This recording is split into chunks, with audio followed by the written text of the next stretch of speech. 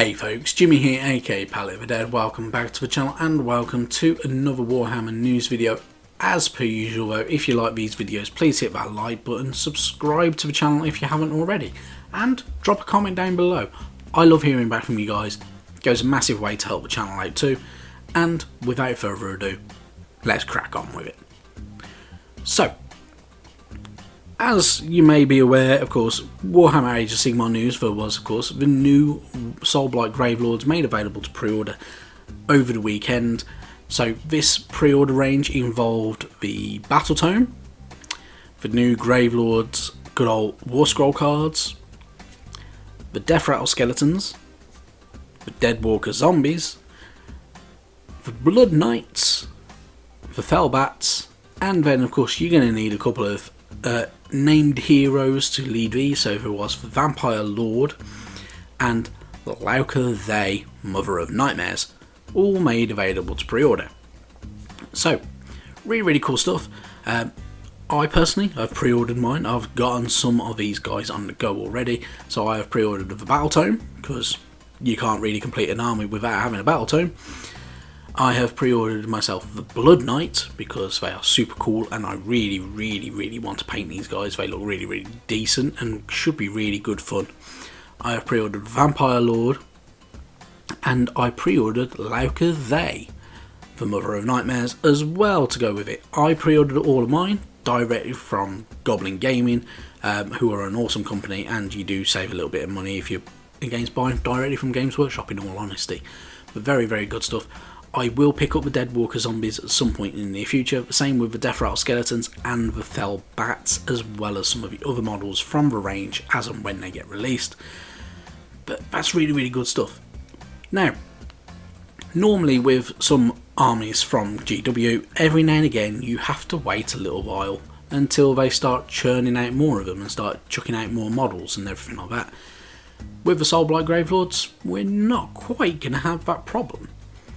Now, I'll explain this. So, as of this weekend, as of next weekend should I say, you will be able to pre-order more of the Soulblight Gravelords.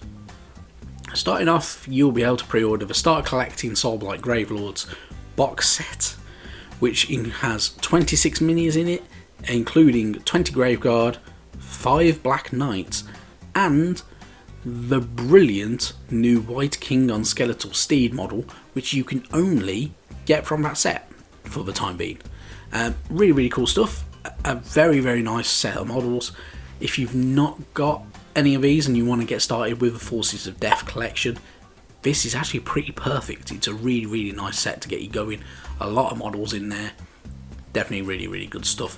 If you have got some death models like the Nighthawk, you can combine forces with the Death Rattle Skeletons in these and get going with it. So really good stuff.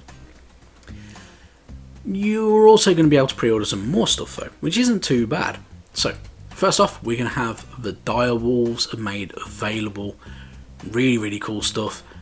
Set of 10, which should be able to act as a vanguard unit and be able to kind of attack, savage and eviscerate your opponents. Really cool stuff. I really like the looks of these models. They are really nice. Definitely worth picking up in my opinion. Yeah, I'm going to definitely get some of these in the near future. And of course, because you're having some Direwolves, you're going to need something that links with the Direwolves from the Soulblight Gravelords range. And to start off with, we're going to get Belladama Volga, who is of course the matriarch of the Viacos bloodline. So she has the power of a Lycan curse and has enabled her to devolve her victims into lupine beasts. And of course she's sat on the back of Rothback, a fearsome pack alpha, and she is a master of sorcery as well, who has very good command over direwolves, which is pretty damn cool. And of course a very nice one as well. Very nice sculpted model. I really do like this one. I think it's pretty damn cool, and yeah, I'm looking forward to getting my hands on it. But of course, you can't have beastly vampire units without having Radakar the Beast.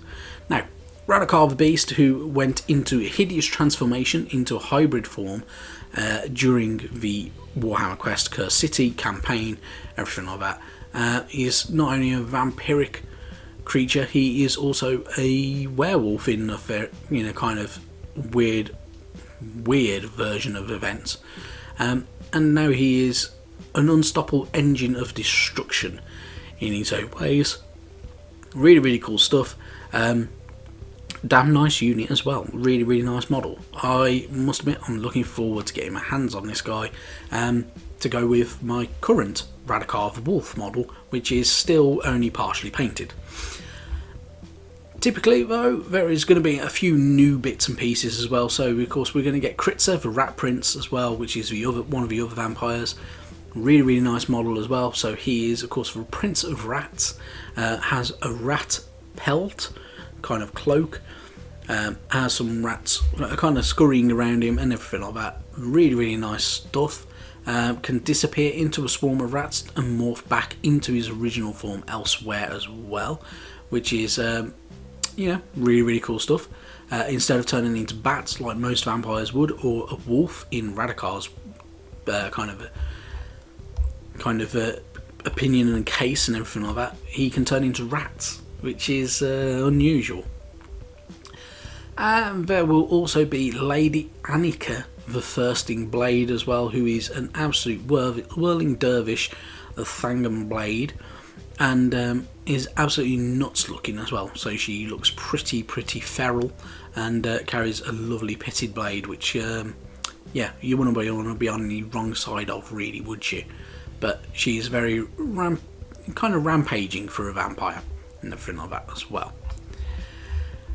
Now, not only that, there is also the slightly controversial point that Games Workshop have gone with, and that is the fact that as of next weekend, you will be able to pre-order Radakar the Wolf and Radakar's Court, which are the models from Warhammer Quest Curse City.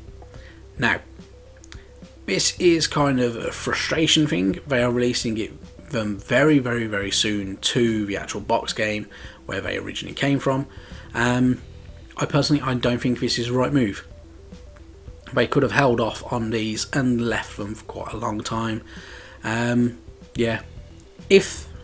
GW had held off on these, they could have actually done them a little later on and had it more of a surprise. I think doing it this soon, though, it's kind of a bit of a kick in the teeth for everybody who's struggled to get hold of Curse City and everything like that. Now, these models will only be made available through GamesWorkshop.com next week.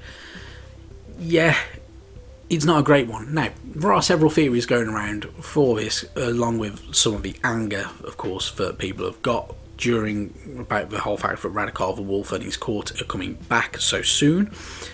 First theory, of course, is the fact that the majority of the paper materials for the box games are made elsewhere. So they are mainly made in China, apparently, and it may be a case that they're not able to get everything in from China in time at the moment to keep the box game going or anything like that. So the box game more than likely should have been out earlier than it was, and was delayed because of the pandemic and everything like that, and now they're struggling to keep it going anyway. So it may be a case that all the books, War Scroll cards, everything like that, they've just not been able to get into the country to put the box sets together or anything like that. So now they're stuck with all these models that they need to start selling before they just kind of gather dust, and they're knackered, they're not worth anything. Now, with this, I must admit, that is quite a plausible theory. With Games Workshop, you make majority of things in the UK, everything is designed in the UK, but they do produce certain bits outside of the UK, which stands up to the fact that they could have problems getting it into the country. Now, with these models being made available, that makes me think that Yeltsin Daruk and the rest of the heroes from Curse City will be available in the very near future too, and I'm going to hazard a guess these will be made available in a few weeks' time when the new Witch Hunters are made available as well. So, don't quote me on it, I may be wrong, but I do have that sneaking suspicion. So, we will wait and see. But for now, that is it from me. I just wanted to go through the new Soulblight Gravelords that are coming out and everything like that, and the fact that there is a bit of controversy with the whole Radical for Wolf and his court coming back to the game already so soon after the frustration, the headache that was Warhammer Quest Cursed City. But for now, thank you very much for watching, and I'll catch you very soon. Bye bye now.